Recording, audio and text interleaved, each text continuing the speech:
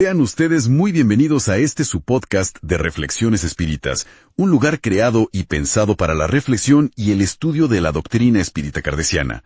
Hoy conversaremos sobre educación espírita ante la muerte, un tema, fundamental que nos toca a todos de cerca. Para explorar esto, contamos con la perspectiva de una experta conocedora del espiritismo kardeciano, que compartirá sus reflexiones sobre cómo esta filosofía aborda uno de los más grandes misterios humanos. Muchas gracias. Sí, es un tema central. La muerte, fíjate, junto con el amor, siempre ha sido como un eje del pensamiento humano, ¿no? Desde los primerísimos homínidos, la contemplación del cuerpo inerte, pues generó asombro y también miedo, emociones que todavía persisten. Y el acto de enterrar a los muertos, eso marcó un salto evolutivo enorme. Fue como el despertar de la conciencia sobre el propio ser. Es verdad, ese momento debió ser crucial. ¡Claro! Y de ahí surgieron rituales, mitos, cosmogónicos, cosmológicos, escatológicos, y eventualmente, las religiones y las filosofías. Todas intentando dar sentido a la muerte, ¿no? Debatiendo siempre entre si es la aniquilación total o si hay una trascendencia. Como ya lo hacían Pitágoras, Sócrates, Platón, grandes pensadores.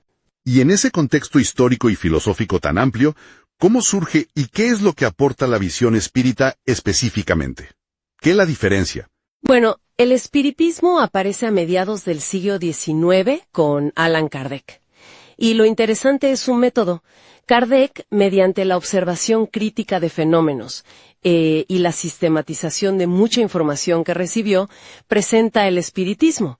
Pero, ojo, no como una religión basada en dogmas o fe ciega, más bien como una doctrina filosófica muy racionalista, con bases, científicas en cuanto a la investigación metódica y profundamente ética.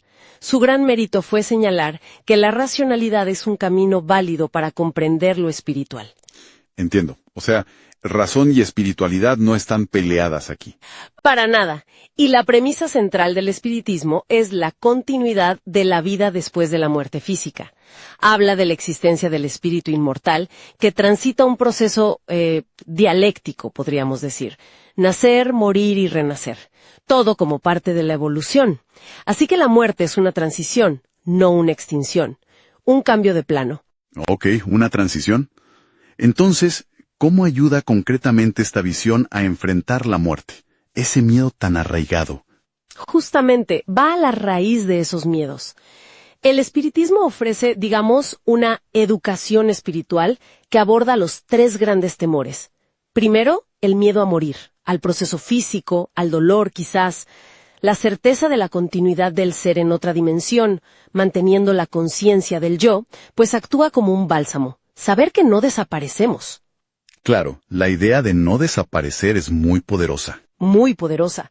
Luego está el miedo al más allá. ¿Qué hay después? El espiritismo dice, no es un lugar de fantasmas extraños o seres mitológicos. Es una dimensión donde continúa la humanidad invisible. O sea, somos nosotros mismos en otra fase evolutiva, con nuestras virtudes y nuestros defectos. No hay saltos mágicos a ser ángeles o demonios de un día para otro. Seguimos siendo nosotros aprendiendo. Entiendo. Es un proceso más gradual, más humano. Exacto. Y el tercer miedo. Miedo a los muertos, a los espíritus desencarnados. Aquí la clave es la ley de afinidad. La interacción se rige por ella. Se acercan a nosotros espíritus con quienes sintonizamos por nuestros pensamientos, nuestros hábitos, nuestras conductas. No es por las creencias que tengamos, sino por cómo somos y vibramos. Como se dice popularmente, adaptándolo, dime quién eres y te diré con quién andas, espiritualmente. Ajá. No vienen a dañar porque sí. La afinidad es lo que prima. Esa idea de afinidad me parece muy interesante. Y noto que esto resuena con enfoques más modernos como la tanatología, ¿verdad? Hay puntos en común. Totalmente. Hay mucha sintonía con la tanatología que fue popularizada por Elizabeth Kubler-Ross, ¿recuerdas? Sí, claro. Ella buscaba un enfoque más humano, más compasivo ante la muerte. Recuperar la importancia del acompañamiento, del cariño familiar. En contraste con un modelo biomédico a veces muy frío, ¿no? Bueno, el espiritismo aporta una base espiritual a esa visión humanista. Ayuda a transitar esas fases que describió Kübler-Ross: la negación, la ira, la negociación, la depresión y finalmente la aceptación. Les da un sentido trascendente. Aporta una dimensión más profunda entonces. Exacto. Y además, la visión espírita ofrece orientación específica según cómo sobrevenga la muerte.